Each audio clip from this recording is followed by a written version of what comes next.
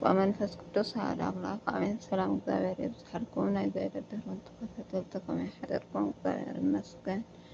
ደሓንየን ኣብዚ ሰዓት እንደቃኑ ሰላም ብጥዕና ዘብፅሐና እግዚአብሔር አምላክ ዝከበረን ዝተመስገነን ይኹን። ወርሓውን መዓልታውን ተኸቢሮም ዝውዕሉ በዓላትን ካብ ዝሕኩም ኣብፅሐና ዘባረኸ ዘቀደሰ ቀዳሚት ቀዳሚ ይግበረልና አሜን። ከምቲ ሰላም ለይቲ ዝሕደረና ሰላም ዝተባረኸ ዝቀደሰ ወጋሕታ ይግበረልና መድኃኔ ዓለም አሜን። ሽከም ፍቃድ ኣምላኽ ኦምውን ጥበብ ኢያሱ 27 በፂሐ ነይረ ሎሚ ከዓ ናይ ከም ፍቃድ ኣምላኽ 28 ሒዘ መፅእ ኣለኹ። ሰናይ ምክትታል ምክትታልኩም ኣይክፈለኒ። ሸር ሰብስክራይብ እናገበርኩም ምትብባዕኩም ኣይክፈለኒ ክቡራት ኣሕዋተይ። ቪድዮ ጀሚርኩም ክሻዕ መወዳእታ ክሰምዑለይ ክትሪኡለይ ተስፋ ይገብር። ጥበብ ኢያሱ ወዲ ስራክ ምዕራፍ 28 ሓጢአት ክትገብር ከለካ እግዚአብሔር ኣፀቢቑ እዩ ዝርኤካ። ንስኻ እንተደኣ ሕነ ፈሊካ ቃሕነ ክፈድየካ እዩ። ጎረቤትካ እንተበዲልካ ሕደገሉ። ንስኻ ክትፅልይ ከለካ ከዓ ሓጢአት ክሓድገልካ እዩ። ንስኻ ምስ ካሊእ ትኣትር ከለካ እግዚአብሔር ምሕረት ክገብረልካ እዩ ኢልካ ክትፅበይ ኣይትኽእልን ኢኻ። ከመካ ሰብ ንዝኮነ ምሕረት ከይገበርካ ናይ ሓጢአትካ ምሕረት ክትረክብ ክትፅልይ ኣይትኽእልን ኢኻ። ንስኻ ንባዕልካ ሰብ ኮይንካስ ኣብ ልዕልካ ንዳረ ካብ ሓዝካ ንሓጢአትካ ደኣ መን ክክሕሰልካ እዩ። ክትመውት ከም ዘለካ ዘክር እሞ ጸላኢ ካባካ ርሕቅ ቁመትን ምብስባስን ከም ዘሎ ዘኪርካ እሙን ኮይኑካ ትእዛዛት ሓሉ። እወ ትእዛዛት ሓሉ ምስ ጎረቤትካ ድማ ኣይትቆጣዕ። ንኪዳን ልዕሊ ኣምላክ ዘክር እሞ ንድንቁርና ካባካ ኣርሕቆ። ካብ ክትዕ እንተረሓቕካ ሓጢአትካ ዝወሓደ ክኸውን እዩ። ከመይ ንርስኒ ቁጥዓ ዘለዕል ክትዕ እዩ። ንዓርኪ ምበኣስ ኣብ መንጎቶም ብሰላም ዝነብሩ እውቀት ምእታው ሓጢአት እዩ። ብዙሕ ለባም ዘለዎ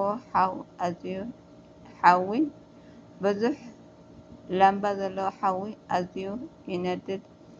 ገታር ሓሳብ ዘሎ ነገር ጓህሪ ክትዕ የስዕብ። ብርቱዕ ሰብ ብመጠን ብርታዕኡ የቆጥዐካ። ሃፍታም ሰብ ከዓ ከም መጠን ሃፍቱ ይመዓተካ። ቀልጢፍካ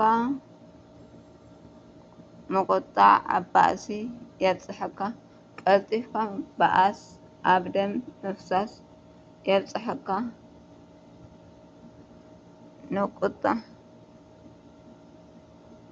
ንቃልዕ ኣፍ እንተ በልካዮ ተጉህሮ ጡፍ እንተበልካሉ ትጠፍእ። ንካልኦት ብኣፍካ እካ ትገብሮ ሓማይን ሓሳውን ንመርገም ዝተገበኡ እዮም። ከመይ ንብዙሓት ሰባት ብሰላም ክነብሩ ከለዉ ኣወዲእዎም እዩ። ሓማይ ንክንደይ ሰብ ሃዋክ እዩ ካብ ሃገር ናብ ሃገር ከም ዝስደድ ዝገብሮ። ጽንዕቲ ከተማታት ዘዕኑ ዓበይቲ ሰባት ዘፍርስ ንሱ እዩ። ብዙሓት ኣንስቲ ካብ ሓዳረን ከም ዝበራ ዝገብር ፍረ ጸማእን ከም ዘይርከብ ዝገብር ሓማይ ሰብ እዩ። ብጭጉራፍ ምግራፍ ቆርበት ይመልጥ። ሓማይቲ ልሳን ግን ዓጽሚ ትሰብር። ብሰይፊ ትቀትሎም ዝወደቁ ብዙሓት እዮም። ካብቶም እቶም ብመልሓስ ዝሞቱ ይበዝሑ። እቲ ንምሕማይ ሰብ ፅን ዝብል ሰብ ዕረፍቲ የብሉን፣ ብሰላም እውን ክነብር ኣይከኣልን እዩ። እቲ ካብኡ ተሓልዩ ዝነብር ሰብ ተዓዊቱ እዎ እቲ ረስኒ ቁጣዓ ዘይረክብ ባርዕታ ዘይትቀርን ብመቃሕ ዘይተኣሰረ ሰብ ተዓወተ ከመይ ኣርዑት ሓፂን መቃዊሕ ድማ መቃዊሕ ኣስራት እዩ። ሓማይ ከንሱ ሞማት ክፉእ ሞት እዩ። ካብዚ ሞት እዚ ሲኦል እኳ ይሐይሽ። ፈራሕ እግዚኣብሔር ዘለኣለም ሕሜታ ኣይትምረከምን እያ። ነበልበላ እውን ኣይደልይዎምን እዮም። ኣብ ትሕቲ ስልጣነ ዝወደቁቶም ካብ እግዚኣብሔር ርሒቆም ዝነብሩ እዮም። ኣብቶም ሃልሃልታ ኣሎ ክትነድድ እያ፣ ኣይ ክትጠፍአን ከዓ እያ።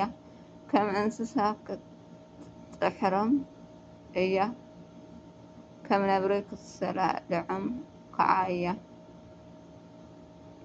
ንፅሬትካ ብእሾክ ከም እተሓፀረ ግበሮ፣ ንብሩርካ ወርቅካን ከዓ መፍትሒ ኣብ ዘሎ ከም እተዓቀረ ግበሮ። ክትዛረብ ከለካ ከዓ